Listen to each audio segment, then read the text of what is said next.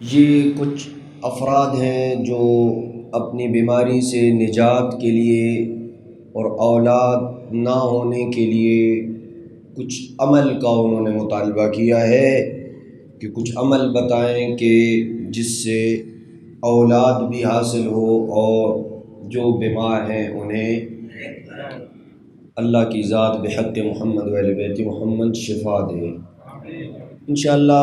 دوران مجلس آج امیر المومنین کی ایک دعا ہے جسے آپ کی خدمت میں تلاوت کروں گا۔ انتہائی مجرب دعا ہے، اسے پڑھنے سے یہ سب مشکلات جو ہے وہ حل ہو جاتی ہیں۔ ایک صلوات بھیجیں محمد و اہل بیت محمد۔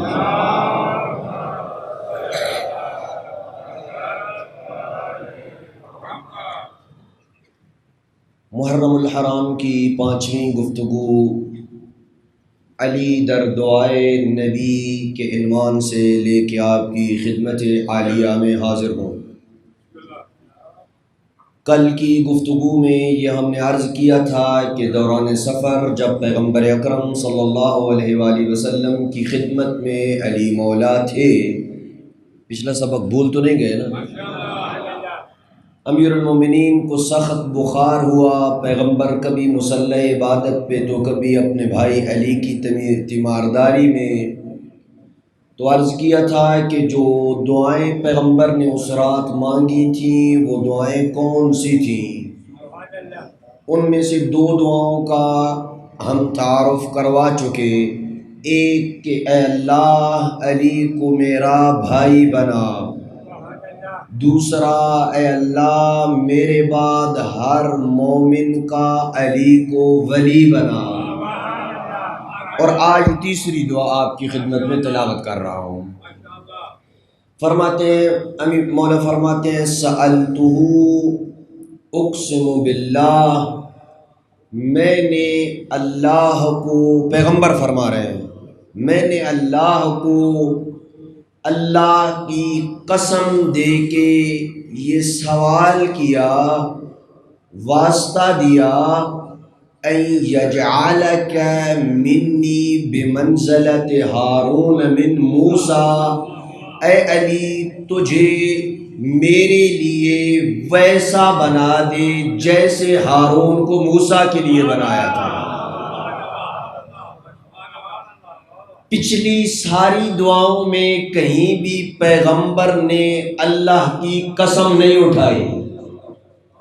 اس مقام پہ قسم کا اٹھانا یہ اس بات کی دلیل ہے کہ جو دعا مانگی جا رہی ہے وہ دعا بڑی عظیم الشان دعا ہے، اور اس دعا کی استجابت کے لیے پیغمبر نے قسم اٹھائی، اور قسم بھی کائنات میں کسی عام بندے کے نام کی نہیں اٹھائی بلکہ اپنے خالق کی قسم اٹھائی۔ اقسم باللہ، اے اللہ میں تجھے تیری ذات کی قسم دے کے، تجھ سے واسطہ دے کے، تیری ذات کو ہی تجھ پہ وسیلہ بنا کے سوال کرتا ہوں، علی کو مجھ سے وہی نسبت اور رشتہ جوڑ دے جو ہارون کو موسیٰ سے تھا۔ اللہ اکبر، یا رسول اللہ۔ وَأَن يَشُدَّ بِكَ عُذْرِي، اور علی ابن ابی طالب کو میرا پشت پناہ قرار دے۔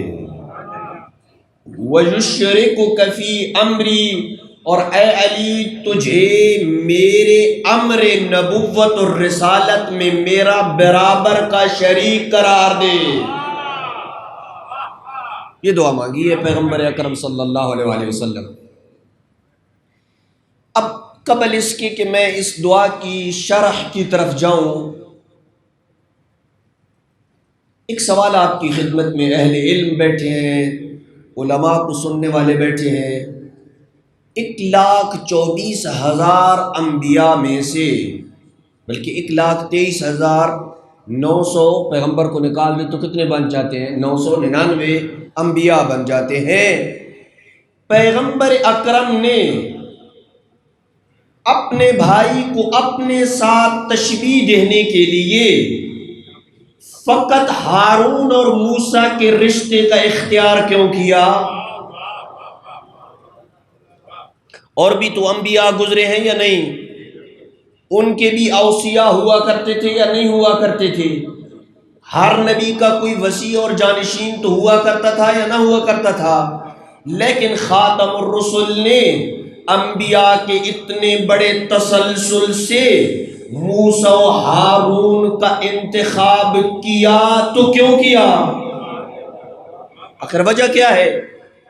اس سوال کے جواب کے لیے ہمیں قرآن مجید کی طرف نگاہ کرنا پڑے گی کہ اللہ نے اپنی کتاب میں ہارون کے لیے کون کون سے مقامات بیان کیے تھے، اور پھر ان مقامات کو علی ابن ابی طالب کی زندگی میں دیکھیں گے کہ وہ مقامات مولا کے اندر پائے جاتے ہیں یا نہیں پائے جاتے۔ بس یہی مجلس ہے آج کی، قرآن سے وہ مقامات دیکھیں گے اور ان مقامات کو علی کی زندگی میں ڈھونڈیں گے اور تلاشیں گے کہ امیر المومنین کے اندر وہ مقام پائے جاتے ہیں یا نہیں، تب تو وجہ شباہت مکمل ہوگی، وگرنہ وجہ شباہت مکمل نہیں ہوگی۔ قرآن نے جناب ہارون کے متعدد مقامات بیان کیے ہیں۔ سب سے پہلا مقام جو قرآن نے جناب ہارون کے لیے بیان کیا وہ یہ کہ جناب ہارون جناب موسیٰ کے پشت پناہ تھے۔ پشت پناہ کا مطلب یعنی ان کے مددگار تھے، جہاں بھی کہیں انہیں مشکل پیش آتی حضرت موسیٰ کو حضرت ہارون ساتھ کھڑے ہوتے۔ کوئی اذیت دیتا، کوئی تکلیف دیتا، کوئی پتھر مارتا، کوئی تبلیغ رسالت و نبوت میں مشکلات کھڑی کرتا، حضرت ہارون سایہ بن کے ساتھ کھڑے ہو جاتے۔ اسی لیے تو حضرت موسیٰ نے اپنے بھائی ہارون کے لیے اس مقام کے حصول کے لیے یوں دعا مانگی قرآن میں، اشدد عذری، کہ حضرت اشدد بھی عذری، کہ حضرت ہارون کے ذریعے میری پشت پناہی فرما، ہارون کے ذریعے میری پشت پناہی فرما۔ بس یہ مقام تو پتہ چل گیا کہ ہارون ہے پشت پناہ موسیٰ کے۔ آؤ پیغمبر کی تاریخ میں، رسالت کی بھری تاریخ میں دیکھیں کون تھا جگہ جگہ پہ پیغمبر کا پشت پناہ؟ کیا امیر المومنین کے علاوہ کوئی پیغمبر کا پشت پناہ نظر آتا ہے؟ میں دو مورد فقر بتاتا ہوں آپ کی خدمت میں کہ امیر المومنین نے کس طرح اپنی زندگی میں رسول عربی کی پشت پناہی کی۔ ایک مورد جب امیر المومنین بچپن میں تھے، پیغمبر اکرم نے جب کھلے عام رسالت کا اعلان کیا، اعلان تبلیغ شروع ہوا، قریش کو پتہ چلا کہ پیغمبر نے اپنی نبوت و رسالت کا اعلان کر دیا ہے۔ اس کے بعد کبھی وہ کھل کے پیغمبر کو تنگ کرتے تو کبھی عام طور پہ رستوں اور چوراہوں پہ اپنے بچوں اور جوانوں کو بھیج دیا کرتے تھے کہ ہاتھوں میں پتھر اٹھا کے رکھو، جب محمد گزرے تو محمد کو پتھر مارنا۔ ختمی مرتبت گزرتے، بچے آتے، ان کے ہاتھوں میں پتھر ہوتے، کبھی رستوں میں کانٹے بچھاتے، پیغمبر کو اذیتیں ہوتی، تکلیفیں ہوتی۔ آخر یہ بچے تھے، پیغمبر ان کے ساتھ الجھنا بھی مناسب نہیں سمجھتے تھے، کیونکہ یہ عقل کے منافی ہے۔ عقل یہی کہتی ہے کہ بچہ تو بچہ ہوتا ہے، اگر بچے کو بچہ جواب دے،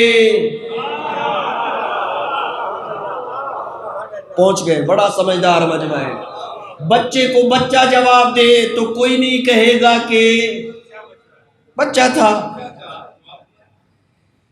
पैगंबर अकरम घर आए, लहू लुहान है। अमीर उल-मोमिनीन ने पूछा, या रसूल अल्लाह, इन चोटों का सबब क्या हुआ? कहा, या अली, रोज़ाना मैं जब निकलता हूँ, कुरैश के बच्चे रस्तों में पत्थर उठाए खड़े हुए होते हैं, कांटे हाथों में होते हैं, मुझे अजियतें देते हैं, परेशान करते हैं। आज मुझे उन्होंने पत्थर मारे हैं, वो बच्चे हैं, मैं उनका जवाब देना मुनासिब नहीं समझता। मैं तो खातमुर रुसुल हूँ, मैं तो रहमतुल लिल आलमीन हूँ, मुझे तो कोई बड़ा भी मारे तो तब भी खामोश। अमीरुल मोमिनीन ने कहा, आइंदा जब भी आप निकले तो मुझे साथ ले जाना। वो बच्चे हैं तो मैं भी बच्चा हूँ, ईंट का जवाब मैं पत्थर से दूंगा। अमीरुल मोमिनीन साथ निकले। पैगंबर अकरम जब निकले, कुफ्फार मुशरिकीन के बच्चे दौड़े, हाथों में पत्थर और कांटे लिए हुए। जब अमीरुल मोमिनीन ने उन्हें देखा ना, मौला ने अपनी आस्तीनें उल्टी, बिखरे हुए शेर की तरह उनके ऊपर बरसे। किसी का बाजू तोड़ा, किसी का सर पटखा, किसी को पांव थले रोंदा, किसी की हड्डियों को तोड़ा। ये दौड़े अपने आबाओ अजदाद की तरफ और कहा, क़दमना अलीयुन, अली ने हमारा बुरा हाल कर दिया है।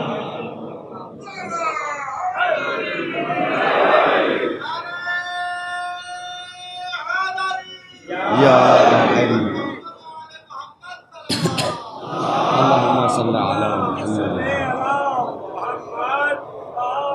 अली ने तो हमारी हड्डियां पसलियां तोड़ दी हैं, बुरा हाल कर दिया है।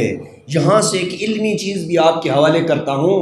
अमीरुल मोमिनीन के जहाँ मुतअद्दिद अलकाब हैं, शाह साहब, उन अलकाब में से एक लक़ब है कवीम। काफ, वाद, ज़ोए जिसे आप पढ़ते हैं, ये और मीम, कवीम यानी हड्डी पसली तोड़ने वाला। ये कब लक़ब पड़ा अली का? जब इन बच्चों ने कहा ना कि क़दमना अलीयुन, अली ने हमारी हड्डी पसली तोड़ दी है, उसके बाद से अली मौला को कवीम कहा जाता है कि इसके सामने तो जो भी आता है ये हड्डी पसली तोड़ देता है। यही वजह है कि जब किसी जंग में तलहा बिन तलहा, जो बहुत बड़ा बहादुर था, उसके मुकाबले के लिए कोई निकलने को तैयार नहीं हो रहा था, अमीरुल मोमिनीन जब निकाब ओढ़ के उसके सामने आए, उसने पूछा, कौन है मेरे मुकाबले के लिए? अली मौला ने कहा, अना अली इब्न अबी तालिब, मैं फर्जंद अली इब्न अबी तालिब हूँ। उसने कहा, वक़द अलिमतु इन्नहु ला यजसुरु अलैया या कवीम गैरुक, ए कवीम, तेरे अलावा किसी को जुर्रत भी नहीं थी कि मेरे सामने आए। उसने भी मौला के इस लक़ब को याद किया कि कवीम, तो ये लक़ब अमीरुल मोमिनीन का है। तो बस बचपन के आलम में भी पैगंबर अकरम की पुष्ट पनाही की है तो अली इब्न अबी तालिब ने की है। एक और मौरिद और गुफ्तगू को लेके आगे चल रहा हूं। शब हिजरत, सुने सुनाए आपके वाक़यात हैं, लेकिन हर एक का अंदाज़ गुफ्तगू और अरबी मुतून मुख्तलिफ होते हैं।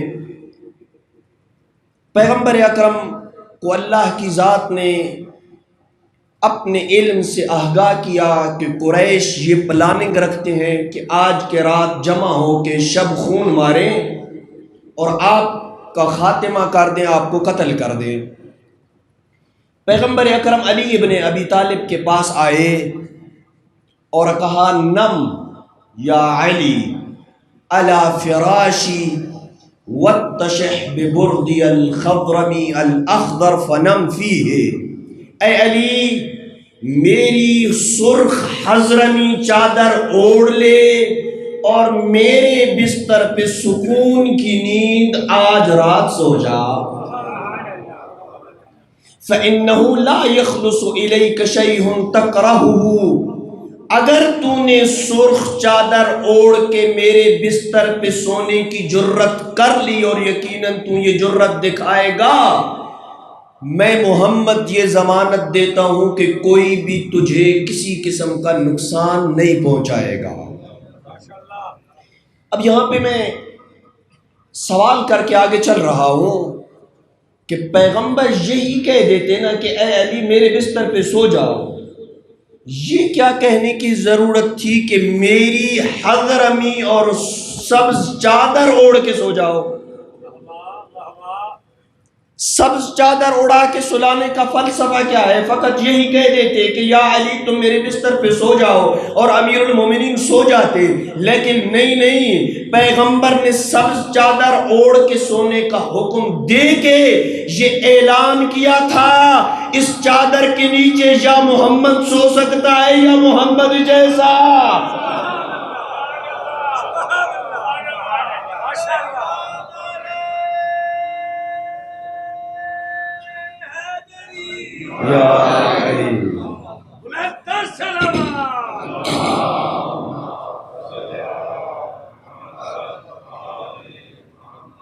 اس چادر کے نیچے یا محمد سو سکتا ہے یا محمد جیسا سو سکتا ہے۔ امیر المومنین نے کوئی عجیب ہی عشق تھا پیغمبر کی ذات سے، یہ نہیں کہا امیر المومنین نے یا رسول اللہ آپ تو چلے ہیں اپنی جان بچا کے، مجھے تلواروں اور تیروں اور نیزوں کے سائے تھلے چھوڑ کے جا رہے ہیں، آخر میری بھی تو جان کو خطرہ ہو سکتا ہے، کسی قسم کا کوئی سوال نہ کیا۔ یہ جملہ کہا او تسلم من مبیتی ہناک یا نبی اللہ، اے اللہ کے نبی میرا تیرے بستر پہ سونے سے تمہاری جان تو بچا دے گا نا؟ پرواہ نہیں ہے، علی کی جان جاتی ہے تو چلی جائے، بس اتنا بتا دیجئے کہ اگر میں آپ کے بستر پہ سو گیا تو آپ کی جان تو بچ جائے گی نا؟ پیغمبر کی آواز آئی ہاں اے علی میری جان آپ کے سونے سے یقیناً بچ جائے گی۔ اے سجدہ شکر کی سنت ادا کرنے والو، آج دیکھ لو روئے زمین پہ سب سے پہلا سجدہ شکر کس ہستی نے ادا کیا؟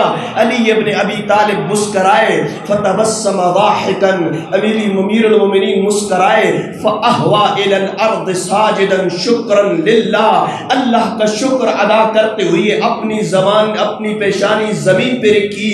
شہر سادانی آشوب بیان کرتا ہے، آشوب بیان کرے مازندرانی آشوب بیان کرتا ہے کہ اول من سجد للہ شکرا، روئے زمین پہ سب سے پہلے جس نے سجدہ شکر کیا وہ علی ابن ابی طالب ہے۔ سب سے پہلا سجدہ شکر یہ سنت علی ابن ابی طالب ہے۔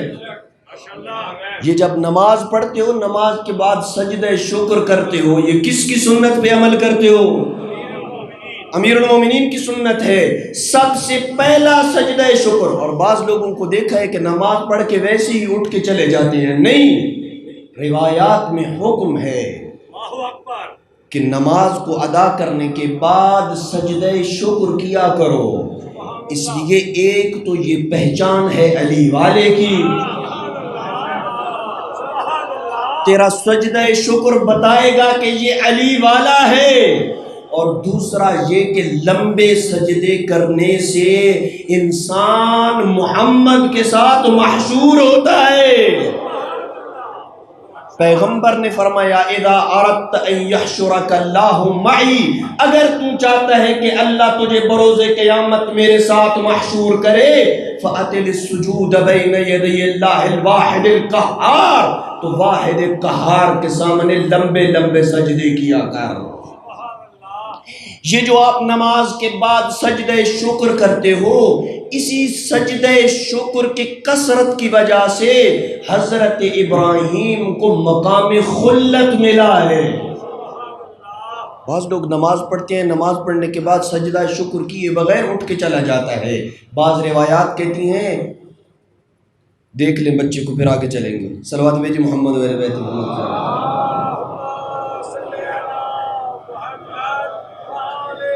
بعض روایات کہتی ہیں کہ جو بندہ نماز کے بعد سجدہ شکر کیے بغیر اور دعا مانگے بغیر اٹھ کے چلا جاتا ہے، آواز قدرت آتی ہے اس کی نماز اس کے منہ پہ مارو، مجھے ان کی نمازوں کی ضرورت ہی نہیں ہے۔ نہ تکبر کر، اللہ سے دعا، عاجزی، دعا ہی تو مومن کا سلاح ہے، اسلحہ ہے۔ آج کون سا بندہ ہے جو بیماری میں مبتلا نہیں ہے، جسے رزق کی پریشانی نہیں ہے، جسے اولاد کی پریشانی نہیں ہے اور امن و امان کی پریشانی نہیں ہے، ہر قسم کی پریشانیوں میں گھرے ہوئے ہیں۔ وہ واحد ذریعہ ہے جو ہمیں اور آپ کو ان مشکلات سے نجات دلا سکتا ہے، وہ رب کے درمیان اور تیرے درمیان رشتہ قائم کرنا ہے، اور وہ دعا ہے۔ اور دعا اگر پڑھنی ہے تو پھر آؤ زین العابدین امام سے دعا پڑھنے کا سلیقہ سیکھیں۔ کس انداز میں امام زین العابدین علیہ السلام دعائیں مانگا کرتے تھے۔ کبھی ہم نے صحیفہ سجادیہ کو اول سے لے کے آخر تک پڑھنے کی کوشش کی ہے؟ یہ جو امام کی کلام ہمارے اندر موجود ہے، گویا کہ امام موجود ہے نا ہمارے اندر۔ یہ نہ کہیے کہ امام زین العابدین فلاں ہجری میں جام شہادت نوش کر کے چلے گئے، ان کا وجود اقدس ہم سے غائب ہے، ان کی روح صحیفہ سجادیہ کی شکل میں موجود ہے۔ اٹھاؤ صحیفہ سجادیہ، کس انداز میں اپنے رب کو خطاب کرنا ہے، کس انداز میں اپنے رب سے مانگنا ہے۔ یہی آج کل جو بارش نہیں ہو رہی، کبھی ہم نے صحیفہ سجادیہ اٹھا کے دعا مانگی ہے کہ جب بارش نہ ہو رہی ہو تو امام زین العابدین کیا دعا مانگا کرتے تھے؟ آج جائیں گھروں میں، بارش نہیں ہو رہی، صحیفہ سجادیہ اٹھائیں، دعا کرتے ہیں کہ باران رحمت کا نزول ہو اور یہ گرمی ختم ہو، اللہ کی بارش ہم پہ نازل ہو، رحمت کی بارش نازل ہو۔ یہ دعا انشاءاللہ اینڈ میں بھی کچھ دعا کے متعلق عرض کروں گا۔ لہٰذا یہ دعا ایک ایسا زیور ہے تمہارے پاس، اور پھر ایسے ایسے آپ کے آئمہ ہیں جنہوں نے ایسے ایسے انداز میں دعائیں کر کے بتائی ہیں کہ کائنات کو بتا دیا کہ رب کے ساتھ بولنے کا ڈھنگ کیسا ہوتا ہے، رب کے ساتھ کیسے بولنا ہے، رب کے ساتھ۔ اور دعا کی استجابت کا جو ایک سادہ سا طریقہ بتایا ہے نا امام زین العابدین علیہ السلام نے، پہلے بھی شاید میں نے پچھلے سال کے عشرے میں بھی یہ بتایا تھا، اگر آپ چاہتے ہیں کہ آپ کی دعا قبول ہو، چاہتے ہیں یا نہیں چاہتے؟ جو چاہتا ہے وہ ذرا بلند آواز سے صلوات بھیج دے۔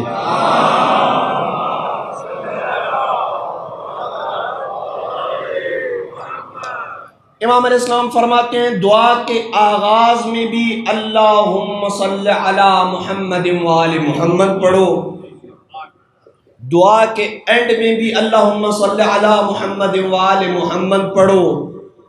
کیوں؟ اس لیے کہ اللہ کی ذات کریمی کو یہ شرم آتی ہے میں دعا کا آغاز بھی قبول کر لوں، دعا کا اینڈ بھی قبول کر لوں، اور درمیان والے کو قبول نہ کروں۔ درمیان میں تیری دعا ہے، شروع میں محمد والے محمد پہ صلوات ہے، آخر میں محمد والے محمد پہ صلوات ہے، درمیان میں تیری حاجت ہے۔ اللہ کی ذات فرماتی ہے یہ کیسے ہو سکتا ہے، میری ذات کریمی سے بعید ہے میں شروع کا بھی حصہ قبول کر لوں، آخر کا بھی حصہ قبول کر لوں، اور درمیان میں بندہ مومن کی حاجت کو قبول نہ کروں۔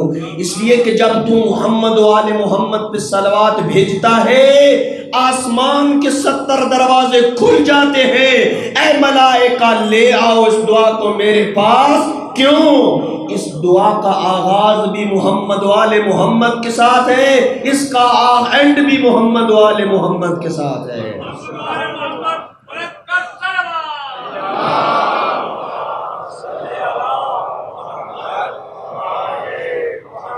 تو پس عرض کر رہا تھا کہ سب سے پہلا سجدہ شکر کس نے کیا؟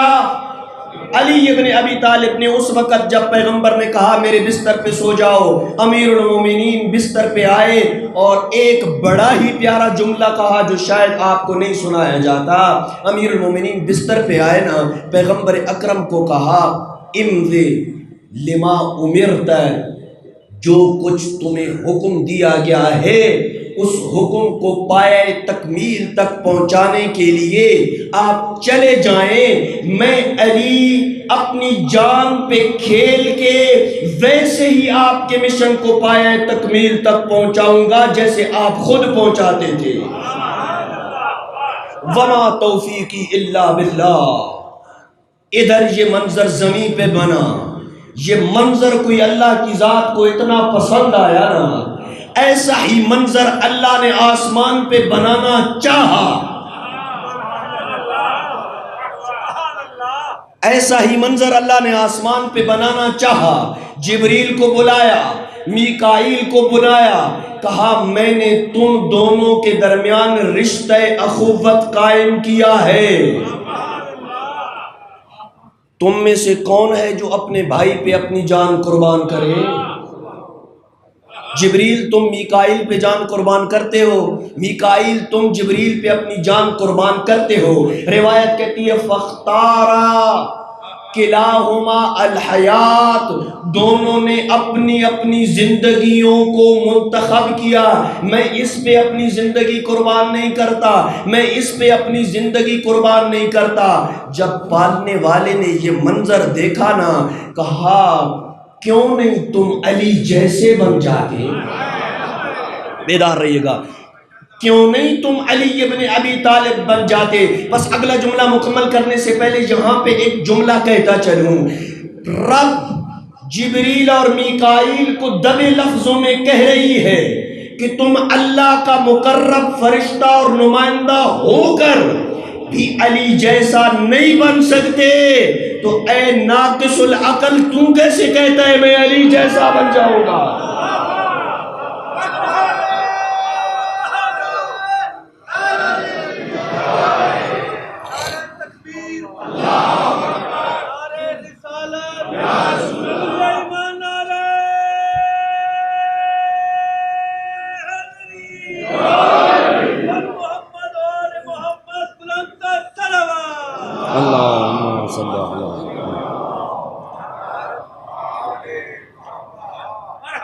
پس جب تم دونوں ایک دوسرے کے اوپر اپنی جان قربان نہیں کر سکتے، انزلا، دونوں زمین کے اوپر اتر جاؤ.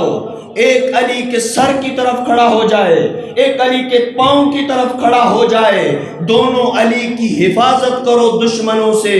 جبریل آئے، علی کی دائیں طرف کھڑے ہو گئے سر کی طرف، میکائیل علی ابن ابی طالب کے پاؤں کی طرف کھڑے ہو گئے. جب تک علی سوتے رہے جبریل یہ منادی دیتے رہے بخن بخن لک یبن ابی طالب من مثلک یباہی بہ اللہ ملائکۃ السماء، تجھ جیسا کون ہے فرزند ابو طالب جس کے ساتھ اللہ آسمان کے ملائکہ سے فخر و مباہت کرتا ہے؟ کوئی نہیں ہے تو جیسا. یہ دعا ہے پیغمبر اکرم کی کہ علی کو میرا کیا بنا؟ پشت پناہ بنا. یہ دعا کا نتیجہ تھا کہ علی ہر میدان میں علی ابن ابی طالب پیغمبر کی پشت پناہی کے لیے کھڑے ہوتے تھے. اور پیغمبر کی دعا علی کے حق میں یہ کیسے ہو سکتا ہے کہ قبول نہ ہو؟ کیسے ہو سکتا ہے کہ پیغمبر کی دعا علی ابن ابی طالب کے حق میں قبول نہ ہو؟ کیوں؟ اس لیے کہ ایک مرتبہ، بات شاید لمبی ہو جائے میں مختصر کر رہا ہوں، ایک مرتبہ پیغمبر اکرم کو امیر المومنین نے کہا یا رسول اللہ میری مغفرت کی اللہ سے دعا کیجئے، میری مغفرت کے لیے. وہ معصوم ہیں، ان کے دامن عصمت پہ گناہان صغیرہ و کبیرہ تو دور کی بات، کسی ترک اولا کا دھبا بھی نظر نہیں آتا. وہ معصوم ہیں لیکن پھر بھی رسول عربی سے کہہ رہے ہیں میری مغفرت کی دعا کیجئے اپنے رب سے. رسول خدا نے کہا انشاءاللہ کروں گا. اٹھے، 2 رکعت نماز پڑھی، اپنے ہاتھ اٹھائے. امیر المومنین فرماتے ہیں میں سن رہا تھا پیغمبر یہ کہہ رہے تھے اللہم بحق علی عندک اغفر لعلی، اے اللہ علی کا جو حق تیرے اوپر ہے اس حق کا واسطہ علی کی مغفرت فرما. اللہ اکبر.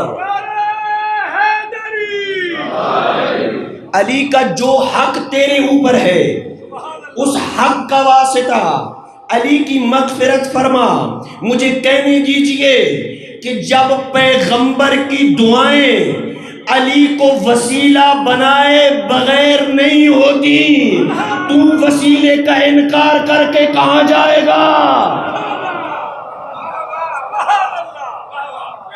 کیا پیغمبر اپنی دعا ویسے بھی قبول کروا سکتے تھے یا نہیں کروا سکتے تھے؟ اپنی کتاب کا واسطہ دے سکتے تھے یا نہیں دے سکتے تھے؟ بھری کائنات میں اگر کسی کا واسطہ دیا ہے تو وہ علی مولا ہے. اگلا جملہ اس سے بھی اونچا ہے، آپ کے معیار سماعت کو میں سلام کہوں گا.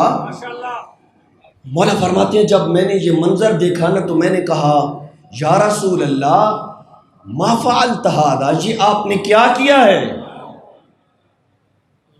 یہ آپ نے کیا کیا ہے کہ اللہ کو میرے حق کا واسطہ دے کے میری مغفرت کے لیے دعا کر رہے ہیں؟ پیغمبر اکرم کی زبان عصمت میں جنبش آئی، حرکت کی اور کہا کیا اللہ کی بارگاہ میں تجھ سے زیادہ کوئی اللہ کو پیارا ہے کہ میں اسے وسیلہ دوں؟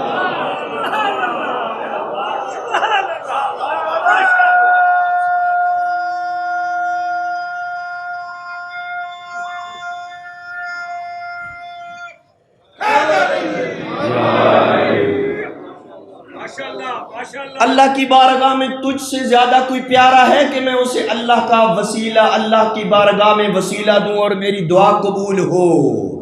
پس دعائیں قبول ہوتی ہیں اگر اہل بیت کا صحیح انداز میں واسطہ دیا جائے اور توسل کیا جائے. وہ دعا ہی کیا ہے کہ جس میں محمد و آل محمد وسیلہ نہ ہو.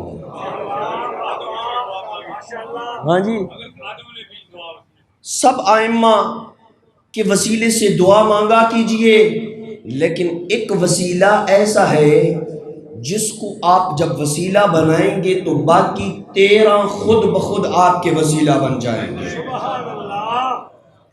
پیغمبر کو وسیلہ بنائیں گے تو پیغمبر وسیلہ بنیں گے، امیر المومنین کو وسیلہ بنائیں گے تو امیر المومنین وسیلہ بنیں گے. لیکن ایک ہستی ہے 14 میں جس کو آپ وسیلہ بنائیں گے تو باقی سارے وسیلہ بن جائیں گے. وہ ہے مخدوم کونین حضرت فاطمہ الزہرا.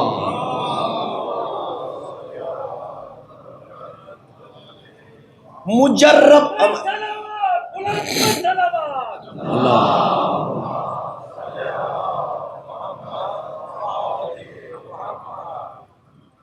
یہ جن مومنین دعا کا تذکرہ آ گیا، جن مومنین نے یہ دعا کے لیے کہا تھا کہ ہمارے ہاں اولاد نہیں ہو رہی یا کوئی بیماری ہے، امیر المومنین سے ایک مجرب دعا جو 2 یا 3 سطروں میں ہے اسے آپ کے سامنے تلاوت کر رہا ہوں. اگر لکھنا چاہیں اس کو لکھ سکتے ہیں. انتہائی مجرب عمل ہے.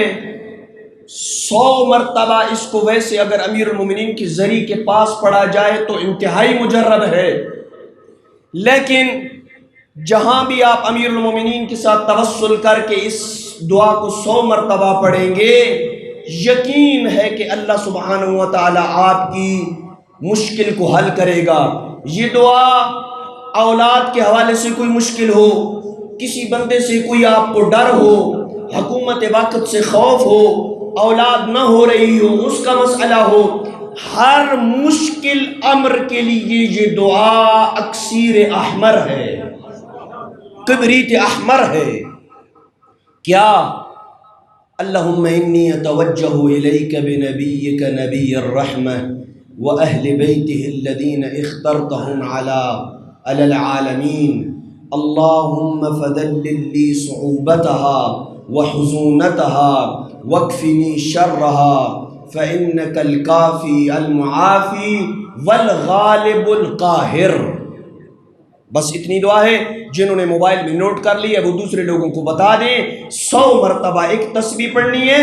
اپنی حاجت کو اپنے ذہن میں رکھیں، امیر المومنین سے توسل کریں، اور اگر آپ کی دعا کی قبولیت میں مصلحت ہوئی تو ہو نہیں سکتا کہ ذکر کے صدقے میں آپ کی دعا قبول نہ ہو. ایک صلوات بھیجیں محمد و آل بیت محمد کی ذات میں.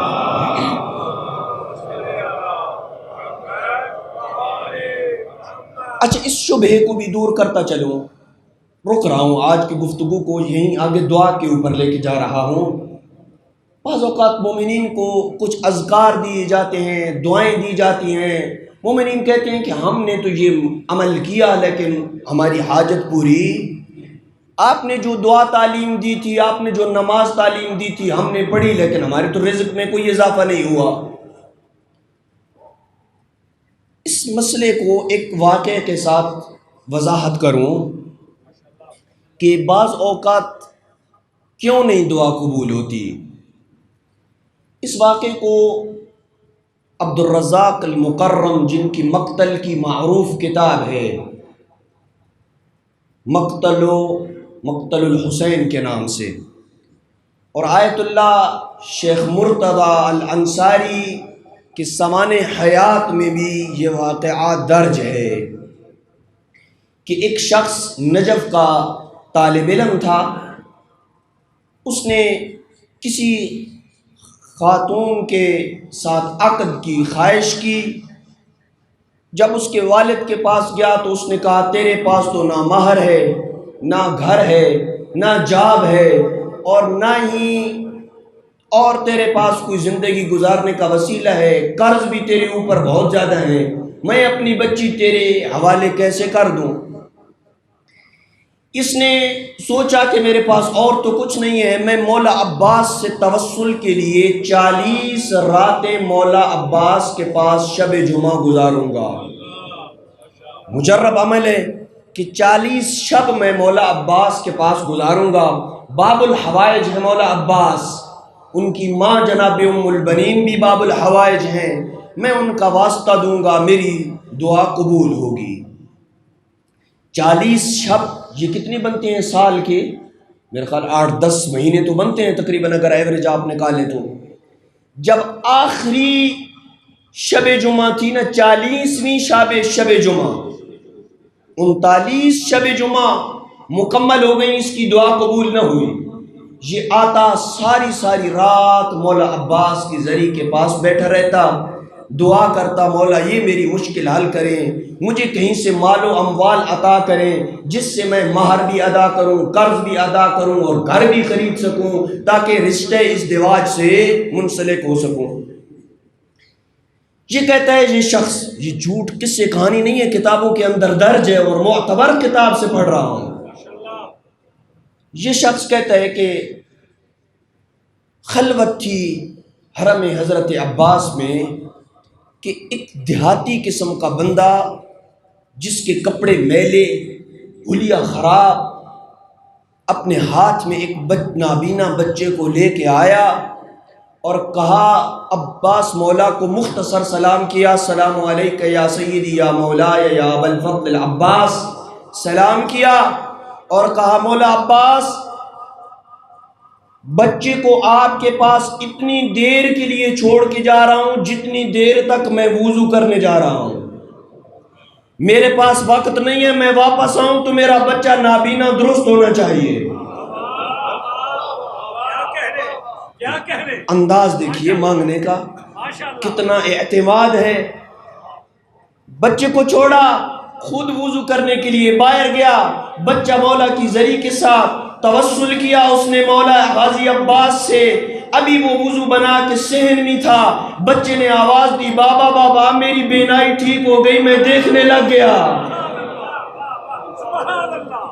اس بدو نے توسل کیے گا مولا عباس، عجیب ہے واقعاً توسل ان سے۔ اس بدو نے مولا کو وہیں سے سلام کیا، 2 رکعت نماز نہیں پڑھی، کہا شکریہ مولا عباس آپ کا، بچے کو لے کے چلے گئے۔ اب یہ طالب علم سارا ماجرا دیکھ رہا ہے، کہہ رہا ہے، اپنے انداز میں مولا عباس کو خطاب کیا، کہا مولا عباس حد نہیں ہو گئی؟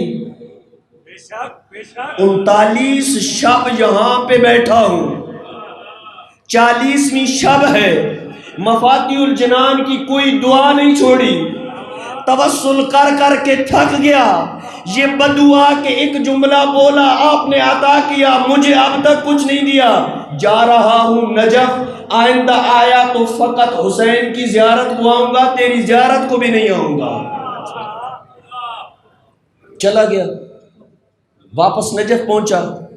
دوسرے دن آیت اللہ مرتضی انصاری مذہب امامیہ کے ستون ہیں، مرجع تشیع جہاں تھے اپنے وقت کے، اس کے دروازے پہ آ کے دستک دی۔ کون؟ میں مرتضی انصاری، ہاتھ میں 3 تھیلیاں اٹھائی ہوئی ہیں۔ کہا کل تو مولا عباس کی زیارت سے مولا سے ناراض ہو کے آیا تھا؟ کہا ہاں۔ کیا واقعہ ہوا تھا؟ سارا اس نے واقعہ سنایا۔ کہا رات کو جب میں سویا تو مولا عباس میری خواب میں آئے اور کہا مرتضی انصاری اپنے خزانے سے بیت المال سے 3 تھیلیاں فلاں جوان کے پاس لے جا، ایک حق مہر کی اسے دینا، ایک اس کے گھر کی خریداری کے لیے دینا، ایک سے وہ اپنا قرضہ ادا کرے گا، اور اسے یہ کہنا ہم نے تمہاری دعا کو دیر سے اس لیے قبول کیا کہ تمہاری آواز سے ہم بڑے مانوس تھے، اس لیے کہ اگر تم پہلی بار آ کے مانگتا اور لے کے چلا جاتا تو تو نے کب پھر میرے پاس آنا تھا اور مانگنا تھا؟ ہم تو تیری آواز سے مانوس تھے، اس لیے ہم نے استجابت میں دیر لگائی، اب تو بھی غیروں کی طرح ہو گیا ہے، یہ لے مال و متاع، عباس کے لیے کوئی کمی نہیں ہے۔ پس بعض اوقات اللہ کی ذات ہماری آواز سے مانوس ہوتی ہے، ہمارے مانگنے کے انداز اللہ کو بڑا پیارا لگتا ہے، اسی وجہ سے اللہ کی ذات دعا کی قبولیت میں دیر لگاتی ہے، اور اگر اس کا اجر دنیا میں انسان کو نہ ملے نا، آخرت میں ملے گا۔ اور روایات کہتی ہیں کہ اگر انسان کو یہ پتہ چل جائے کہ دعا کے قبول نہ ہونے کے عوض آخرت میں جو اسے ملے گا، وہ کبھی بھی یہ تمنا ہی نہ کرے کہ میری کوئی دعا قبول ہو۔ ایک سبب دعا قبول کیوں نہیں ہوتی؟ مصلحت ہوتی ہے۔ ایک صلوات بھیج دیں محمد والے بیت میں۔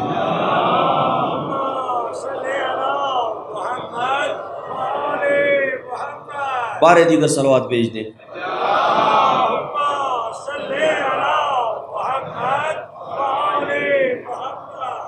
دوسرا سبب دعا کی عدم قبولیت کا لقمہ حرام۔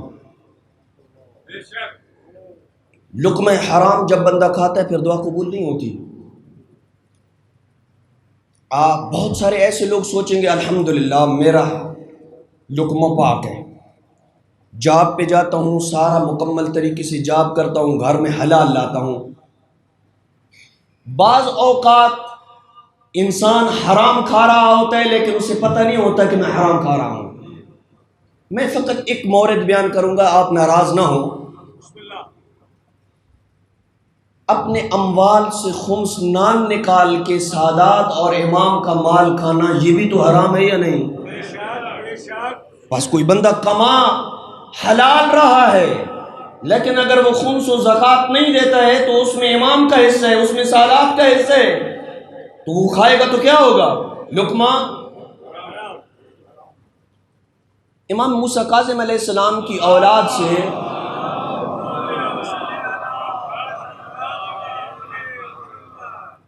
امام کی اولاد سے ایک بی بی ہے آمنہ بنت امام موسیٰ بن جعفر۔ امام موسیٰ بن جعفر، اس کی قبر مقدس، ان کا مزار مقدس مصر میں ہے۔ انشاءاللہ کسی وقت موقع ملا تو مصر کے اندر جو مزارات موجود ہیں ان کے اوپر ہم گفتگو کریں گے۔ یہ شخصیت مصر کے اندر مدفون ہے اور صاحب و کرامات بی بی ہے۔ اس بی بی آمنہ بنت امام موسیٰ کاظم کے ساتھ توسل کرنے سے انسان کی حاجتیں پوری ہوتی ہیں۔ توسل کیا کرے آمنہ بنت امام موسیٰ کاظم۔ مختصر واقعہ،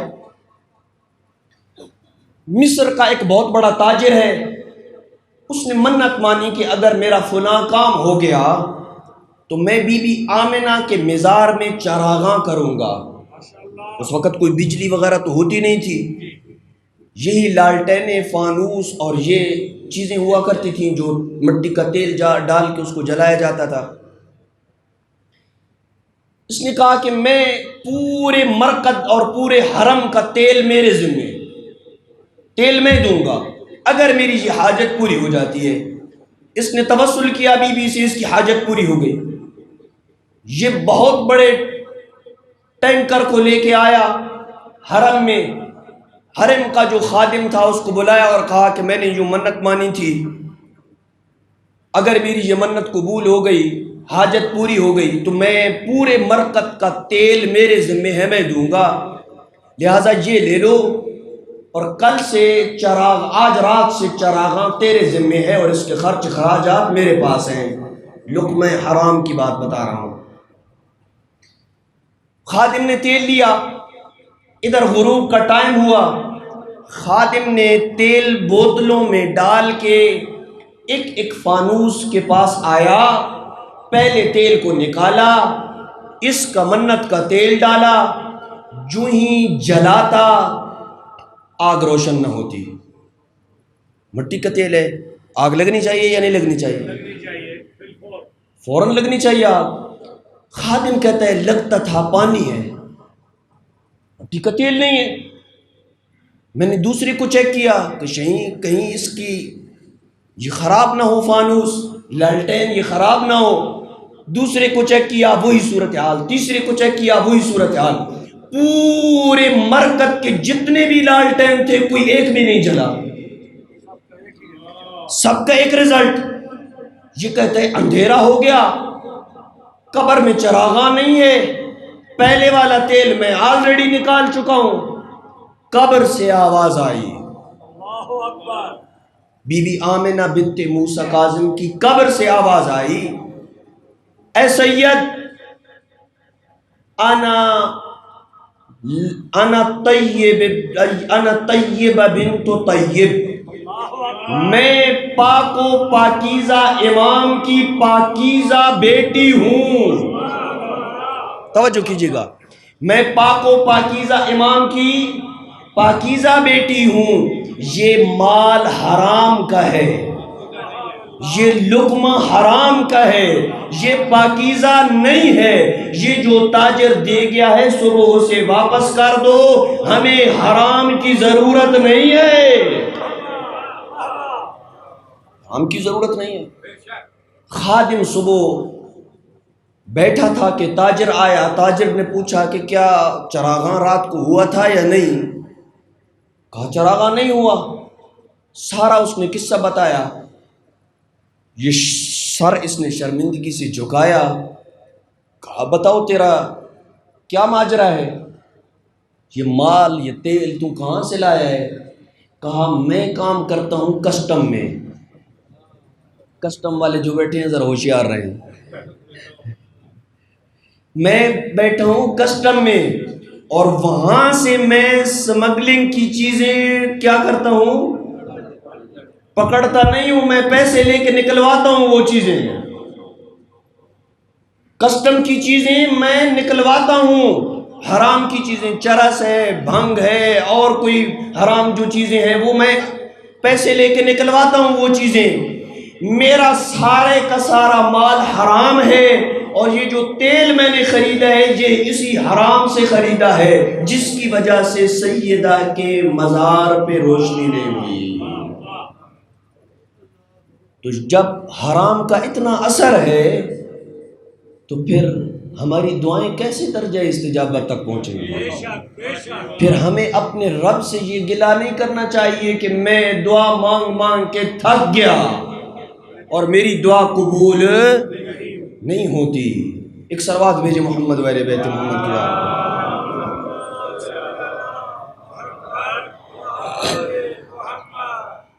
بہت وقت ہو گیا، 5 محرم ہے، اس مظلوم کا ذکر کرنا ہے جسے غریب کربلا نے کربلا کے میدان میں تو نہیں لیکن کوفہ کی طرف اپنا سفیر بنا کے بھیجا تھا۔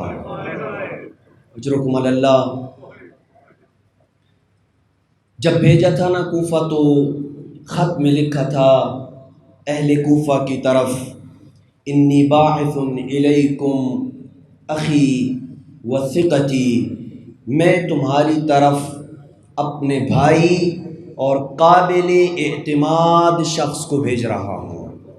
جناب مسلم کی عظمت کے لیے اتنا کافی ہے کہ وہ غریب کربلا کی نگاہوں میں قابل اعتماد ہے۔ مسلم نے خط لیا، آنکھوں سے لگایا، آ گئے کوفہ پہنچے۔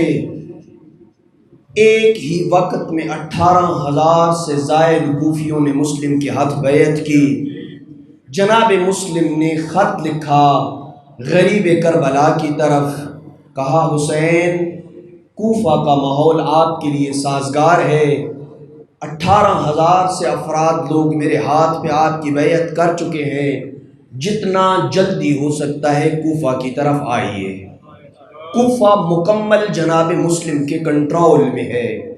ادھر جب یہ خبر یزید کو پہنچی، یزید نے اپنا قاصد بصرہ بھگایا، جاؤ وہاں سے ابن زیاد کو کہو کہ فوری طور پہ کوفہ آئے اور کوفہ کے حالات کو اپنے کنٹرول میں لے۔ ابن زیاد اپنی مکاری اور چالاکی میں مشہور تھا، اس نے بھیس بدل کے کوفہ میں داخلہ اختیار کیا۔ لوگ سمجھ رہے تھے کہ آنے والا غریب کربلا حسین ہے، مرحباً مرحباً کے جملے کہہ رہے تھے۔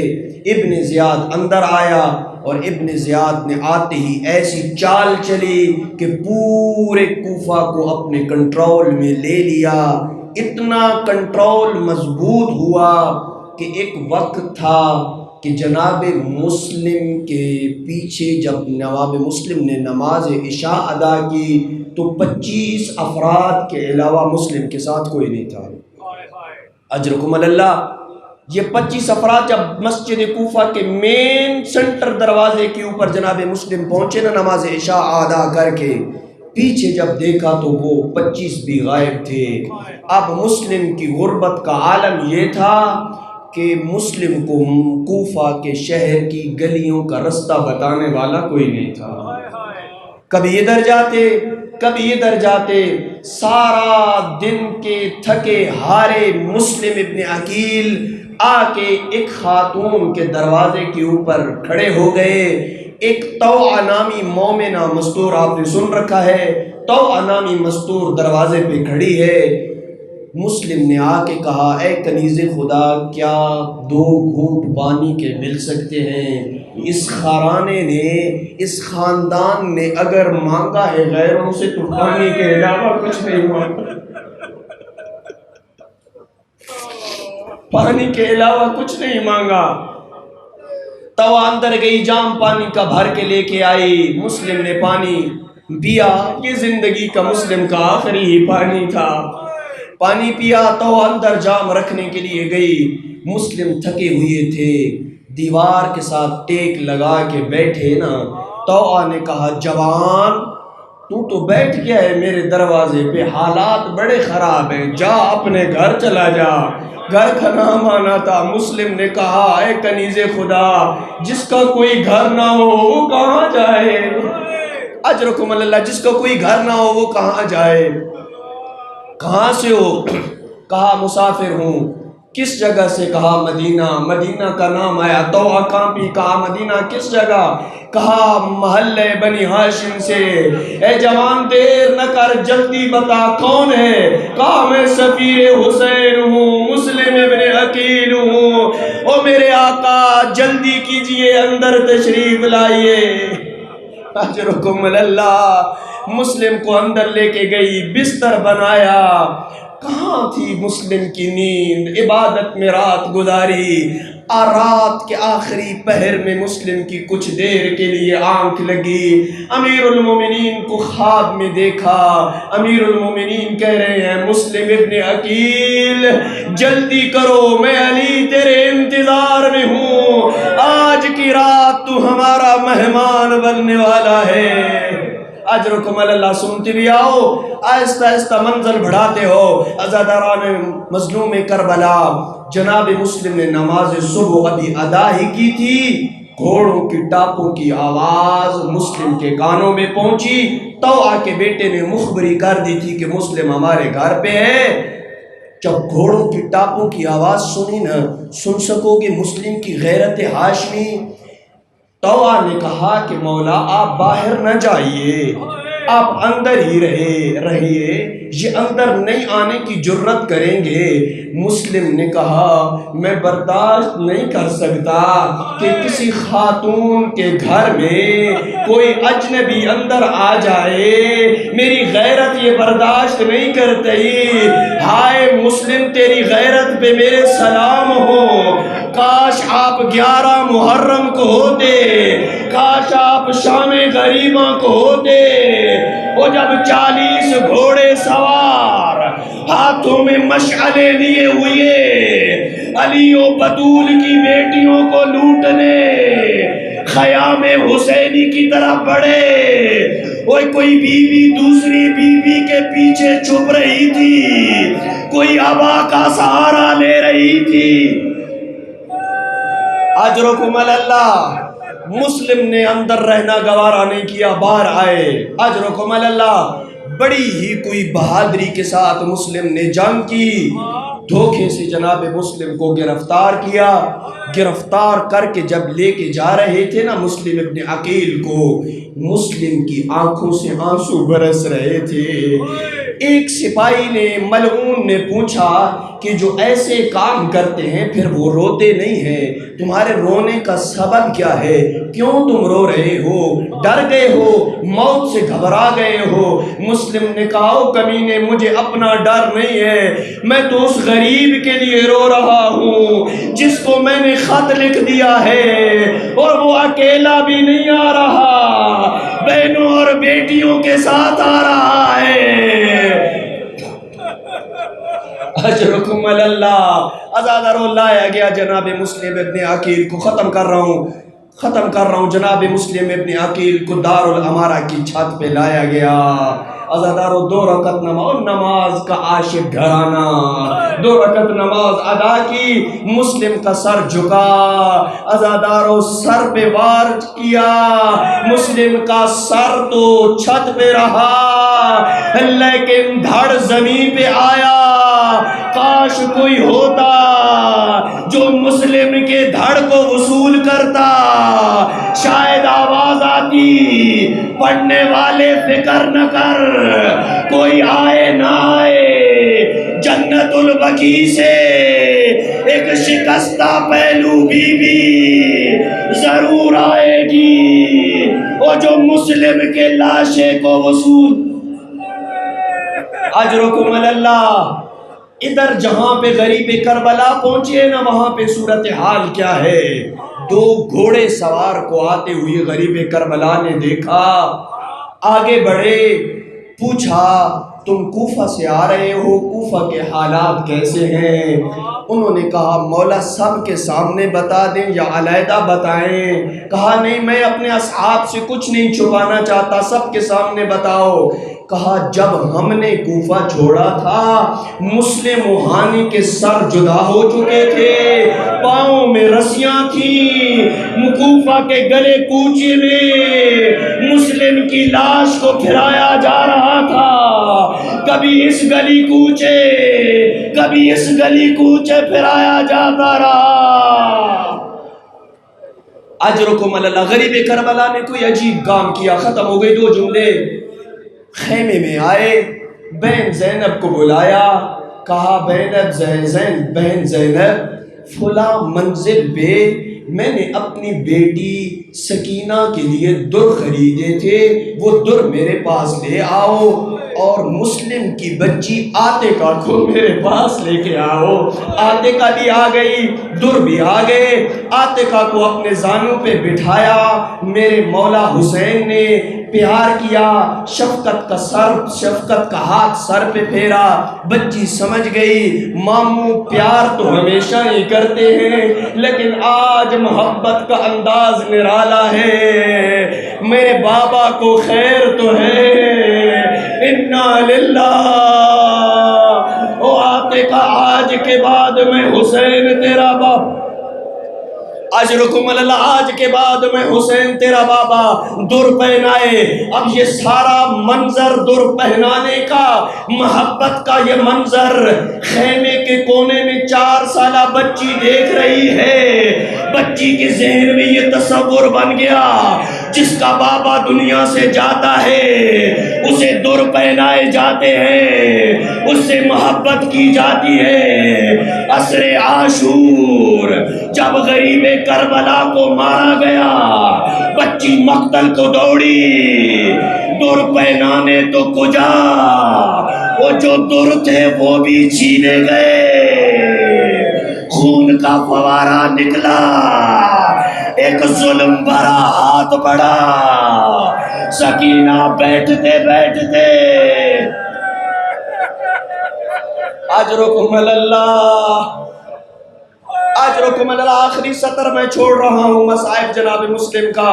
عزاداران مظلوم کربلا، ہو گئی جناب مسلم کی شہادت ٹھیک 1 ماہ بعد، مسلم کی شہادت کے ٹھیک 1 ماہ بعد جب اسیران کربلا کا قافلہ سید سجاد کی قیادت میں ابن زیاد کے دربار میں پہنچا نا، سید سجاد کی حالت کیا تھی؟ بیڑیوں اور توکوں میں جکڑے ہوئے تھے، سر جھکا ہوا تھا۔